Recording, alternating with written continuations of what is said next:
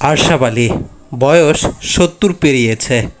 তিনি যথেষ্ট ধার্মিক একজন মানুষ। ৫ ওয়াক্ত নামাজ পড়েন, আজান দেন।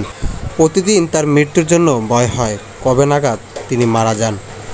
মরার জন্য তার চিন্তা না হলেও মরার পর তার লাশ কী হবে এই চিন্তায় সার্বক্ষণিক আনমনে বসে থাকেন তিনি। ভিটা মাটি হারিয়ে জায়গা হয়েছে লক্ষ্মীপুরা আশ্রয় প্রকল্পে। ছোট্ট একটি ঘর পেয়েছেন নিজের নামে, সেখানে বসবাস করছেন তিনি।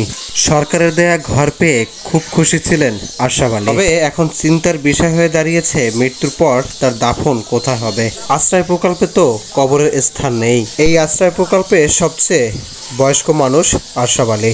শরীরেও ইতিমধ্যে বিভিন্ন রোগে বাসা বেঁধেছে, তাই তো ভয় হয় কখন তার মৃত্যু হয়। আমার তো কোনো জায়গা জমি নাই, দাফনটা যে কোন জায়গায় হইবে আমি এই তো ভাবনা চিন্তায় আছি। সরকার একটু ঘর এখন তো চিন্তা হয়ে গেছে যে ওই ৭০ বছর প্রায় বয়স হয়ে গেছে, প্রায় বয়স ৭০-এর উপর নেই যাবার জানি গেলাম। তবে মরণীয় চিন্তাই হয়েছে যে আমি কোনখানে থাকবো, কোনখানে কি করবো, এমন কোনো পেরেশান দেখি না। এখন বিষয় হয়েছে যে থাকুনের ব্যবস্থা না করিয়ে দিয়েছে। এখন কবরস্থানের জায়গা যদি একটু ব্যবস্থা না করিয়ে দিতে সরকার, তাহলে বুঝলাম বলে না মরলে এখানে মাটি দেওয়া যাইবে। প্রত্যেক দিনই চিন্তা হয় যে মরি কতক্ষণে কোন খবর দাঁড়িয়ে পড়ে। এখন এই চিন্তা ভাবনাই আসি আমি। তাদের একটু ঘর দিয়েছে, তাহলে ঘর দিলে আমি যদি অনেক কবরবাসীর জায়গা একটু দেখতে কবরের না, তাহলে এখানে ঠাহা যাইতে নেই।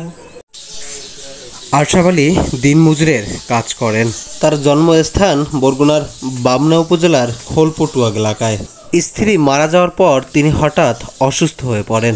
নিজের শেষ সম্বল বাড়িটুকু বিক্রি করে চিকিৎসা চালালে নিঃস্ব হয়ে তিনি এখানে আশ্রয় নেন। আরশাব আলীর এখন চিন্তার বিষয় তার মৃত্যুর পর সমাধি কোথায় হবে।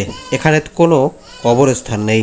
আরশাব আলী সহ এখানে যারা বসবাস করছেন সকলের দাবি দ্রুত উপজেলা প্রশাসন একটি কবরস্থান করার উদ্যোগ নেয়ার।